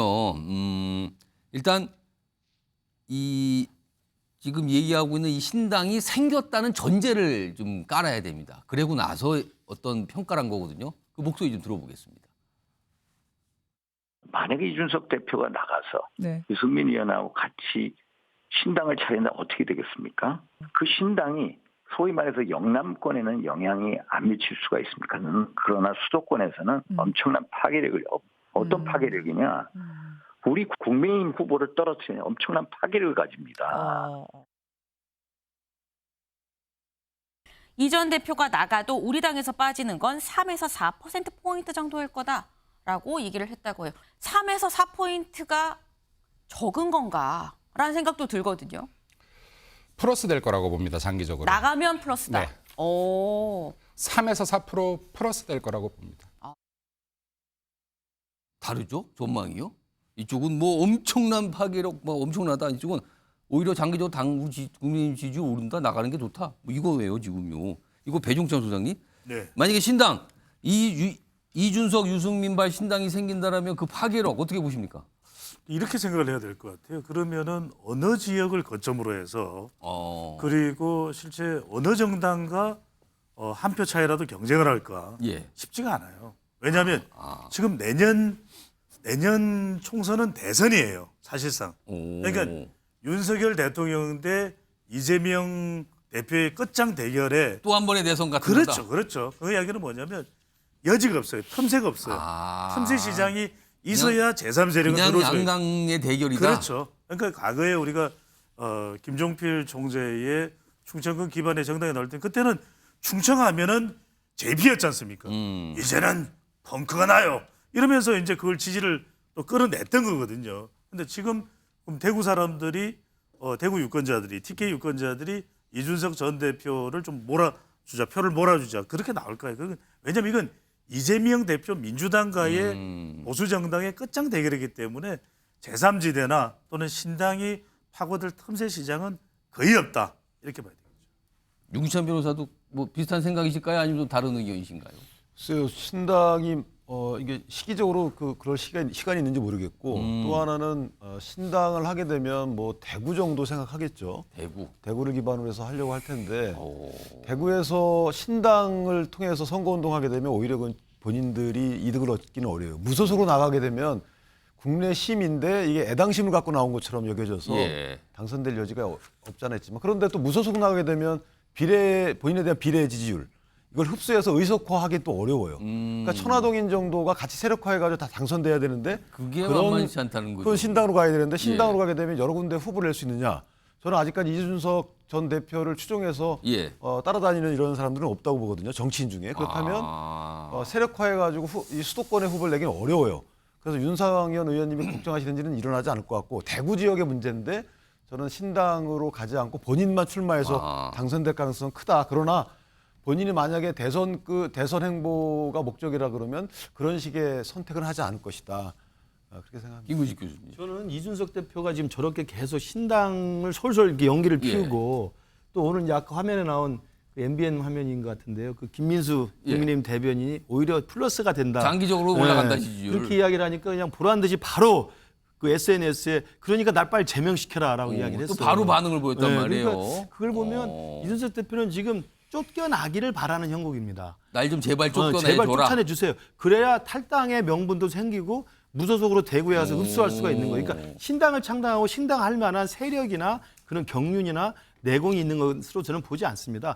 그냥 그 정치의 어떤 기술만 좀 있는 분인데 그런 분인데도 불구하고 본인의 정치적 미래를 위해서 노원병의 공천을 받아서 가가지고는 희망이 없다는 걸 잘 알고 있기 때문에 지금 저렇게 김민수 대변인이 방송 중에 패널로 나와서 한 이야기지 사실 국민의힘의 정식 대변인의 공식 입장은 아니잖아요. 그건 아니죠. 그걸 그냥 잡아서 국민의힘의 공식 입장이니까 빨리 제명시켜라.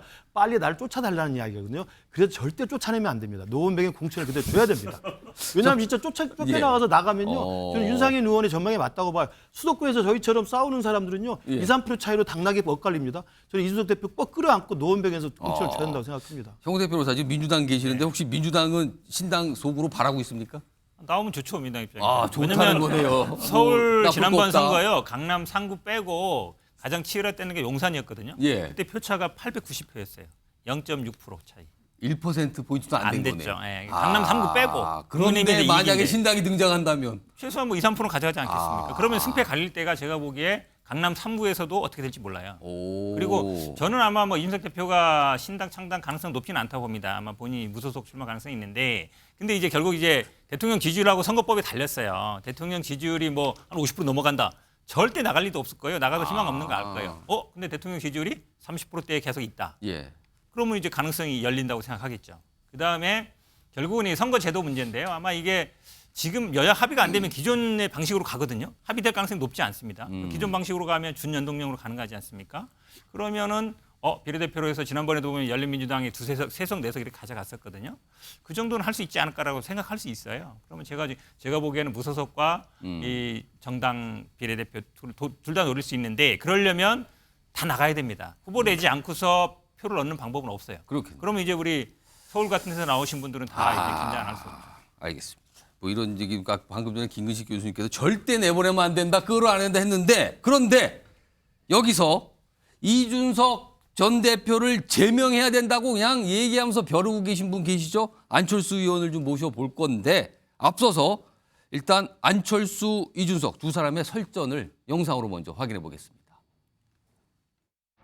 으로 보고 계신 분들이 있다고 한다면은 윤석열 대통령이 문제 생각하시면 1번, 김기현 대표가 문제 생각하면 2번, 3번 어제 유세차 올라가가지고 막말한 안철수 대표. 갑자기 진교훈 후보 디스한다고 자빠졌죠라고 했습니다. 유세차에서. 시민 한 분이 욕설을 했습니다.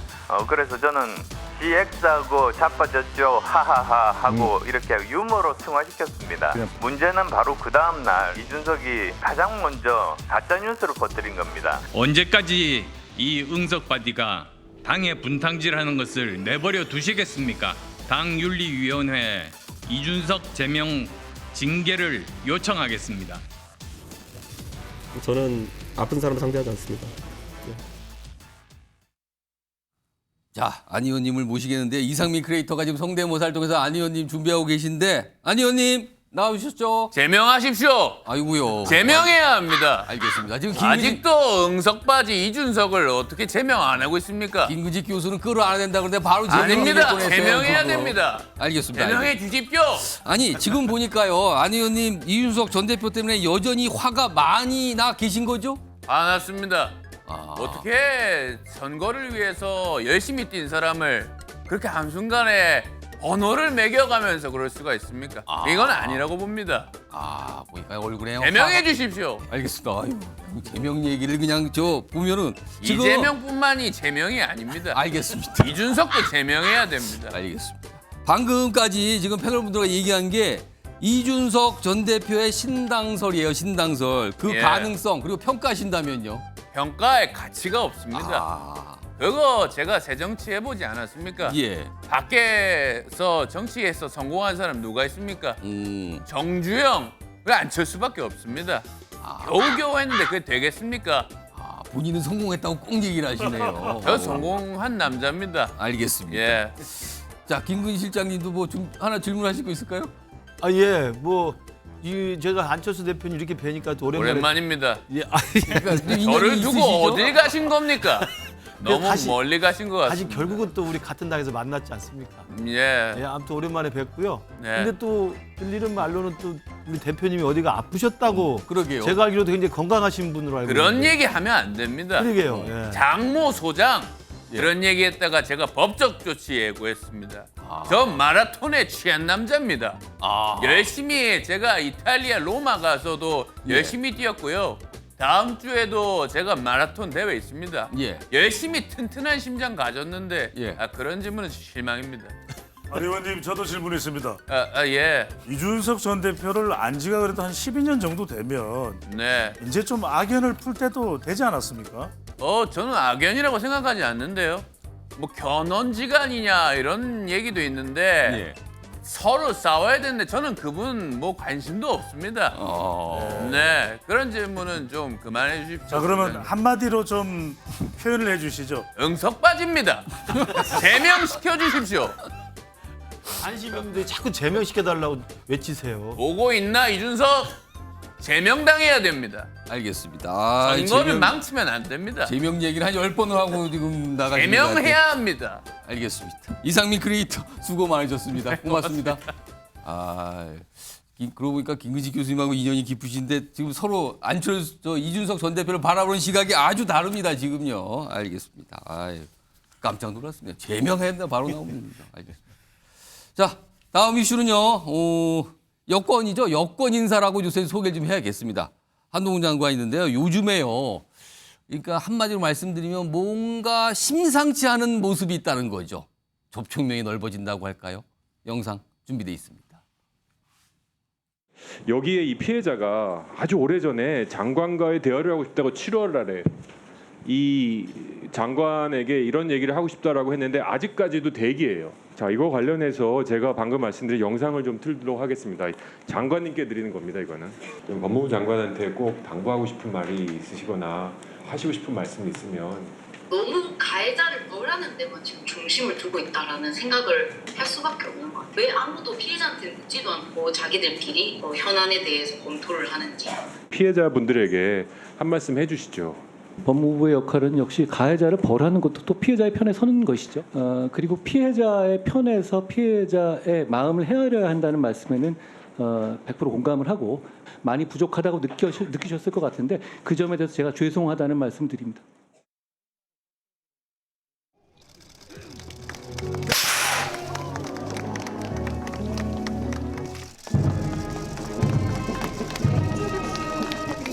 오늘의 개청이 특별히 감동적인 이유는 거창 주민들께서 민주주의의 가치를 보여주셨다는 점 때문입니다. 저는 거창에는 처음입니다만 벌써 거창을 좋아하게 됐습니다. 그러지 않을 수가 없네요. 대한민국 공직자로서 성산마을의 주민들께 깊은 존경과 감사의 말씀을 드립니다. 그리고 이제 한센인, 그러니까 한센병 앓고 있는 환자분들도 만나서 뭐 얘기도 하고 이런 얘기까지 나와요. 신경민 전 의원님. 일단 앞서서 이 이른바 이제 부산 돌려차기 피해자분 계시거든요. 그분하고 한동훈 장관이 전화 통화를 했다는데 그 내용 좀 보겠습니다. 화면에 먼저 좀 소개해드리죠. 이거 좀 봐주세요. 조정훈 시대전환 의원이 주선을 했는데 그 피해자하고 이런 얘기를 했대요. 아, 죄송하다. 법 집행하는 사람으로서 죄송합니다. 그리고요, 이 범인 수감 이후 더 잘 챙기고 있다. 걱정하는 일 안 생기게 노력하겠다. 막 그러면서 피해자한테 안심시키고 어떤 뭐 필요하신 거 없으니까 얘기도 듣고 뭐 이랬다는 거예요, 지금요. 그리고 방금 전에 신경민 전 의원님 거창구치소 개정식 가서 처음이지만 벌써 거창을 좋아하는 것 같다. 좋아하게 된다. 이거요. 이런 얘기는 거의 정치인들이 어디 가서 행사 때 얘기하고 그러시는 거 아닙니까? 한 장관이 많이 변했습니다. 아, 변했어요? 네, 변했고 지금 그 돌려차기 피해자하고 통화한 것도 그것도 좀 하여튼 많이 조금 변했다라는 느낌을 주는데 거창에서의 저 스피치 연설 내용이 좀 뭐랄까 감성적 접근을 해요. 그리고 저 한 장관의 그 사이 저희들이 1년 반 동안 지켜본 바로는 제가 뭐 거창을 좋아하게 됐습니다. 이런 멘트를 할 사람이 아니에요. 그런데 지금 얘기를 했단 말이에요. 근데 지금 저렇게 간 거 보니까 거창에 사시는 분들은 굉장히 좋아하셨겠어요, 보니까. 좋아했고 이거 끝나고 나서 지금 화면에 나오는 거 보면 거의 셀레브리티로서 뭐 아이돌 같은 많은 분들이 막 사진도 찍네요. 그런 지금 행적을 보이고 있는 걸로 봐서 한 발을 정치나 정당 쪽으로 지금 디디려고 모션을 잡았구나. 그렇게 보입니까? 네, 하는 느낌을 주는데요. 근데 잘 생각해야 될 겁니다. 이 정치판에 들어오면은요, 이게 조금 발이 빠지면 빠져나오기 굉장히 힘들고요. 한동훈 장관은 지금까지 국회에서 한 행태로 봐서는 정치적인 사람은 아니에요. 행정가적인 특히 검사로서의 굉장히 전형적인 인물이기 때문에 본인이 알아서 하겠지만 잘 신중하게 생각하기를 일단 개인적으로 충고를 주고 싶고요.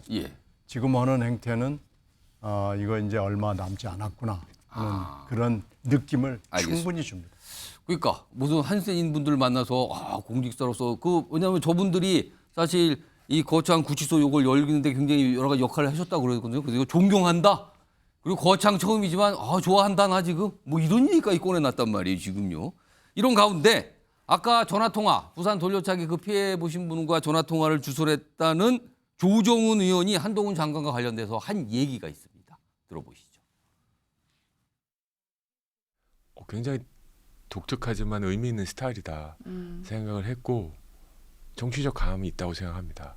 다만 이제 300명의 중에 한 명이 되는 게 좋은 것이냐 국가와 사회를 위해서 왜냐면 법무부 장관으로 남아 있으면서 우리 사회 해야 될 여러 가지 일들, 뭐 이재명 대표 수사부터 시작해서 뭐 아직 이제 시작이잖아요. 네. 이거를 마무리하는 게 우리 사회에 더 많이 기여하는가. 제가 알기로는 이 지점에서 깊이 고민하는 것 같아요. 뭔가 고민을 하고 있다. 내가 들었다. 그런 얘기 나한테 하더라. 김의식 교수님, 이 정도 전원이면 확실히 총선 출마로 기울었다고 봐야 됩니까? 총선 출마에 사실은 이제 반쯤은 이제 발이 반은 내디도 있죠. 왔어요? 내디도 있죠. 그리고 오히려 민주당 쪽에서도 총선 출마를 계속 그 기정사실화하고 있는 것 같고요. 그리고 우리 당 쪽에서도 지금 내년 수도권 선거에 일정 정도의 이제 정치적 자산으로 상징 자산으로서 한동훈 장관의 역할이 있을 거라는 기대도 많이 있고요. 예. 저는 그런데 몇 가지 변수는 있다고 봅니다. 그다음에 지금 최근에 와서 이제 언행이나 이런 것들도 상당히 정치적인 행보로서의 상당히 많은 변화를 보이고 있는데 예. 변수는 저는 몇 가지가 있는데 첫째는 대통령과의 관계 설정이 정리가 돼야 됩니다. 지금 내각에 있는 법무장관은 국무위원으로서 활동을 하고 있는데 예. 만약에 내년 총선 출마를 고민한다면 연말 적어도 내년 1월 이전에는 대통령과 상의해서 내각을 나와야 되는 그렇죠. 거거든요. 그 기간이라는 게 있죠. 그렇죠. 나와야 그러니까 되는. 그 기간 동안 그러면 우리 윤석열 대통령이 봤을 때 한동훈 장관에게 더 큰 역할과 더 큰 어떤 차후의 어떤 더 큰 생각을 갖고 있는 것인지 아니면 총선에 내보내서 당을 위해서 일을 하도록 열어줄 것인지 그 부분의 과제가 하나 남아 있고요. 두 번째로는 지금 열심히 신경민 의원도 말씀하셨습니다만 정치인의 모습으로 정치권에 들어올 때는 자신의 어떤 언행의 변화가 몸에 배어야 됩니다. 그게 아직은 좀 섣부른 측면이 있어요. 거창에서 하는 거 정도 갖고는 안 된다. 그 정도 갖고는 아직 덜 되고 조금 더 정치인으로 맞는 언행이 이제 몸에 배어야 되는데 그건 아마 워낙 머리가 좋고 습득력이 빠른 사람이라서 또 준비를 하면 될 것 같기도 한데 저는 그 두 가지 변수가 여전히 남아있기 때문에 우리 당으로서도 굉장히 소중한 자산으로서 기대하고 있지만 마지막 결론은 지켜봐야 될 것 같습니다. 요거 민주당 소속인 정구택 변호사께 질문을 안 드릴 수가 없는데 민주당에서는 한동훈 장관이 총선에 나오기는 걸 반깁니까 지금? 그러면은 나온다면? 만약에 정치를 해서 이분이 잘할 것 같으면 안 나왔으면 좋겠죠. 근데 지금 뭐 여론이나 뭐 이런 걸 보면 뭐 나오지 말라는 여론이 더 높거든요. 뭐 이런 수치는 말 안 하겠습니다만 그러면 정치를 잘 못하실 것 같고. 그런데 근데 나오면 만약 나온다면 민주당으로서는 당연히 여론이 안 좋으니까 뭐 부정적인 효과 아니겠습니까? 근데 고민하는 것 같아요. 지난번에도 저희가 방송에서 한번 그 서초동 그 예술의 전당 갔을 때 사람들한테 셀카 찍고 막 그러잖아요. 그렇습니다. 보통 맞아요. 장관들이 잘 오지도 않지만 거기 왔다고 사람들이 셀카 찍어달라 해서 찍지도 않아요. 근데 지금도 보시면 나가네 영상 저 영상이었어요. 그렇죠. 그런 것처럼 보면 이분이 대중 앞에 나타나서 사람들하고 접촉해서 반응을 좀 보고 싶은 생각이 있는 것 같아요. 약간 고민 중인 건 같긴 합니다만 그래도 윤석열 대통령이 놔주지는 않을 것 같습니다. 알겠습니다. 이런 와중에 이준석 전 대표가 한동훈 장관 얘기를 많이 하진 않는데 뭔가 좀 꺼내놓은 말이 있어요. 며칠 됐는데 들어보시죠. 지금 여권이 가장 어렵고 소위 바닥을 찍으려고 할 때, 바닥을 찍고 있을 때 한동훈 장관의 합류나 이런 것들이 어떤 반전의 계기가 된다면은 단박에 중요한 지도자로 올라설 수 있죠. 제가 지난번에도 묘사했지만은 별의 순간이라서 나오라는 게 아닙니다. 네, 지금 아니면 기회가 없다는 거예요. 윤수환 변호사, 이준석 전 대표는 국민의힘에 쓴소리 많이 하는데 한동훈 장관에 대해서 쓴소리를 그러니까 거의 안 하는 것 같네요. 그리고 더군다나 지금 출마를 해야 된다는 쪽으로 얘기를 한 것 같기도 한데요. 왜 그런 건, 왜 이준석 대표는 저런 얘기한다고 보세요? 저는 지금 이준석 전 대표의 저 말은 공감을 해요. 그런데 맨 마지막에 그러니까 어려울 때 나와가지고 여러 가지 역할을 하게 되면 단박에 큰 힘을 뜬다. 이것도 맞는 얘기죠.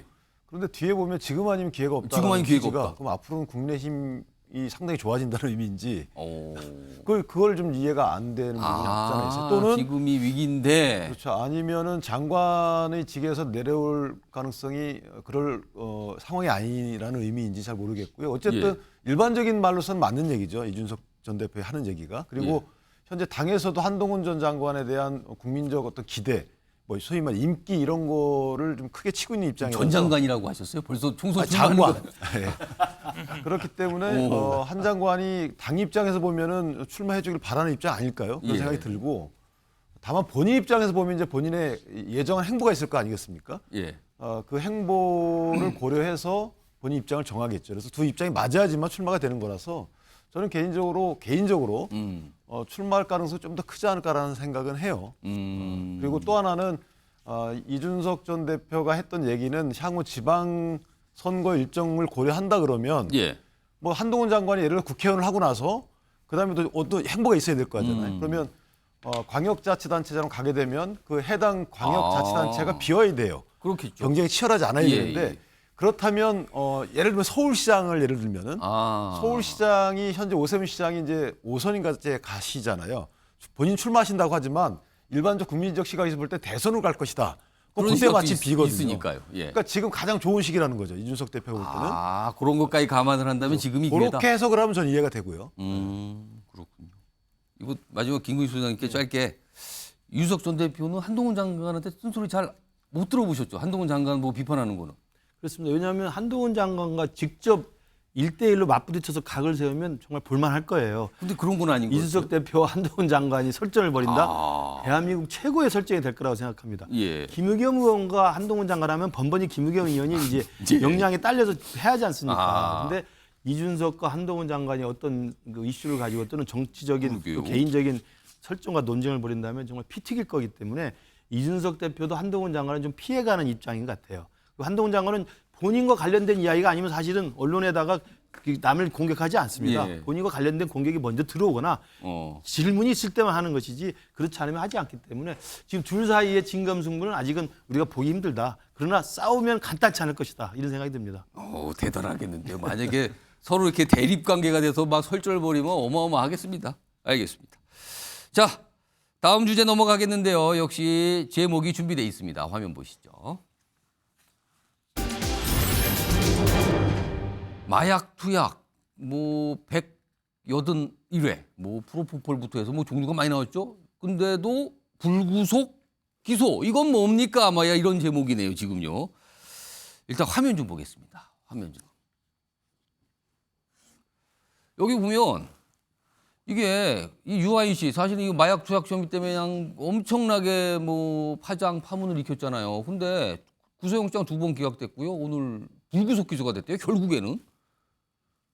이렇게 되는 거군요. 그러면 이게 그래서 많은 사람들이 얘기를 하시는데 일단 관련 영상부터 좀 보겠습니다.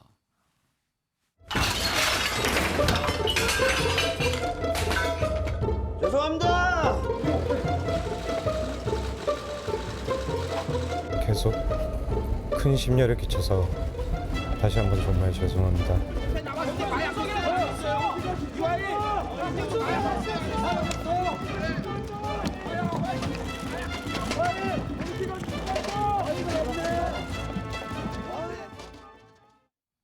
자, 현무택 변호사. 네. 일단 마약 투약 횟수가 많거든요. 굉장히 많고 그런데 일단 앞서 2번이나 구속영장이 기각이 됐습니다. 이거 어떻게 봐야 됩니까? 이거 갖고 지적들을 많이 하시던데요. 언론에서 굉장히 아마 많이 지적하고 많은 국민들이 아마 좀 연예인이니까 봐준 거 아니냐 이런 시각도 있는 것 같은데 아시겠지만 이제 구속영장은 범죄 혐의가 소명되고 증거인멸 또는 도주의 우려가 있을 때 발부하는 거거든요. 근데 사실 그거보다는 이분이 초범입니다. 초범. 초범. 예. 근데 숫자가 너무 많은 거예요. 숫자가 많긴 한데 예를 들어서 우리가 숫자 많아더라도 어쨌든 적발된 건 처음이거든요. 적발된 건 처음이면 초범 맞습니다. 그럼 초범인 경우에 이제 구속할 거냐 말 거냐 여부는 사실은 이제 혐의를 인정하느냐 여부도 따질 것이고 증거가 얼마나 수집됐냐 따질 텐데 보니까 아마 주거지를 갔더니 이제 그 증거나 이런 걸 아마 압수를 한 것 같아요. 본인이 그리고 실제 영장 심사할 때 어떤 내용을 했는지는 잘 모르겠습니다만 일부 혐의 같은 경우 인정했을 수도 있어요. 그러면 굳이 구속해야 되느냐? 그다음에 이게 어찌 보면 이제 수사기관과 기본적으로 변호사 같은 저 같은 사람들이 좀 다른 입장인데 기본적으로는 이제 수사기관에서는 구속을 시켜야만이 뭔가 처벌을 한 것 같고 이런 느낌인데 기본적으로는 이제 불구속 원칙입니다. 불구속 원칙이기 때문에 그렇게 아마 법원 입장에서도 초범이고 그다음에 증거도 어느 정도 확보됐는데 구속할 필요가 있느냐 이렇게 본 것 같습니다. 이건 근데 이 2번이나 영장이 기각되니까 약간 여론상으로는 이거 뭡니까 누구는 구속되고 누구는 구속 안 되는 겁니까 뭡니까 이런데 법조인 분들은 대개 저렇게 설명들 하시거든요. 윤기찬 변호사 비슷한 판단이신가요? 근데 저는 조금 물론 이제 영장 그 판사가 기록을 자세히 봤겠죠. 근데 저기 보면 추가적으로 영장을 다시 청구한 이유가 보면 그러니까 증거인멸 교사했다는 혐의가 추가됐고요. 그다음에 이제 그 투약을 적용했다는 겁니다. 물론 그 투약하는 대마이기 때문에 필로폰하고 달라요. 이게 정도가 다르지만 어쨌든 그런 추가 범죄 또는 협박 가능성 이런 것들이 있는데도 불구하고 구속 영장을 기각한다는 게 조금 이해는 안 되는 부분이 없지 않아 있어요. 유명인이기 때문에 덜 본 게 아닌가 싶습니다. 이재명 당대표하고 비슷하게. 갑자기 또 이재명 당대표 얘기를 하시는군요. 오늘 두 분 심상치 않은데요. 그 전에 보면은 우리 김기식 교수님이 저하고 방송하면 할 때마다 뭔만 얘기하면 이재명 얘기하더니. 근데 여기 이번에 일로 넘겨가셨네요. 제가 보기에 이렇게 약간 옮겨가지 않았어요. 오늘 아무튼 갑자기 나왔어요. 아무튼 예, 알겠습니다. 이런 가운데요.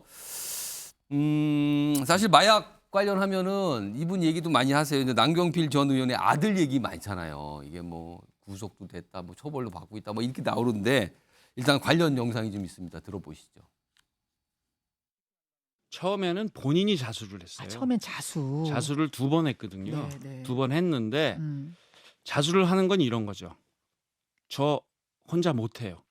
저 좀 끊게 도와주세요. 저를 가둬주세요. 가둬주세요. 근데 안 가둬줘서 자수를 했는데 그 구속이 안 되더라고요. 네네. 구속이 안 되더라는 거예요. 그래서 뭐 여러 가지 우여곡절에서 구속영장이 기각되니까 직접 본인이 아버지지만 좀 구속시켜 달라고 요청을 했다는 거 아닙니까? 김문식 교수님. 네.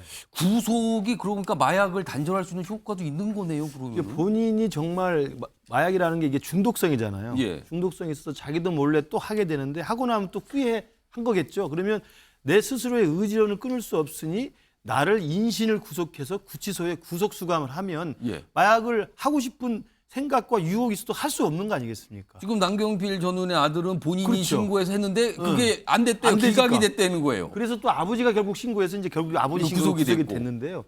지금도 이제 뭐 이제 다시 나오면은 이제 이 마약 이제 치유 과정을 좀 하고 그렇다고 한다면 좀 마약에 대해서 빠져나온 것에 대해서 국민적인 어떤 운동도 하고 싶다는 말을 하던데 아픈 가족사를 밝힌 거거든요. 그렇습니다. 저는 저런 것을 본다면 아까 나왔던 유아인 씨 같은 경우도 저는 판사님이 모르겠습니다. 뭐 증거인멸 우려가 없고 도주 우려가 없고 뭐 범죄 혐의가 대충 소명되고 시인했으니까 풀어준다고 하지만 마약을 계속 하겠다는 유혹에 빠져 있는 사람을 구한다는 의미에서 본다면 일정 정도 인신을 구속하는 것도 마약을 끊는 걸 도움을 주기 위해서는 그렇죠. 분명히. 왜냐하면 그 구속을 시켜놔야 밖에 있을 때보다는 마약을 할 수 있는 기회가 훨씬 적지 않겠습니까? 강제로 끊게 되는 거죠. 그렇죠. 그래서 그런 내용에 보면 남경필 지사의 지금 아들에 관한 이야기를 보면 그런 많은 비교점을 좀 보게 되네요. 아무튼 우리나라가 언제부터 이렇게 마약이 많이 퍼졌는지 모르겠습니다. 뭐 들리는 얘기하면 뭐 심각하다 지금 이거 자칫 잘못하면 걷잡을 수 없다 이런 얘기까지 있거든요. 신경민 전 의원님 이거 어쩌다 우리나라 이렇게 된 겁니까? 이게 지금 우리가 옛날에는 마약 청정국이라는 거 굉장히 자랑을 했어요. 이거 가지고 국제적인 리포트에도 자랑을 했어요. 그런데 이게 어느 순간에 안 되게 좀 자랑할 상황은 아닌 것 같아요. 이게 지금 이럴 상황이 아닙니다.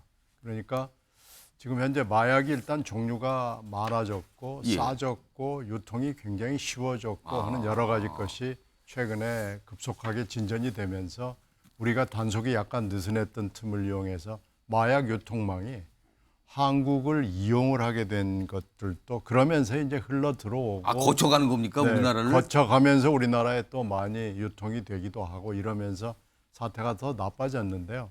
금방 남경필 전 지사의 경우를 보면은 구속도 아니고 불구속도 아닌 중간 단계를 하나 만들어 놔야 되는 거 아니냐. 그런 도움을 주기 위해서 끊는 거를. 본인들이 원하고 또 가족들이 제발 그렇게 해달라고 그러는데 그 구속 요건 3가지에 해당이 안 되면은 나가라. 지금 이렇게 하는 것이 과연 당국이 하는 최선의 방법이냐 하는 것이 논의가 있어요.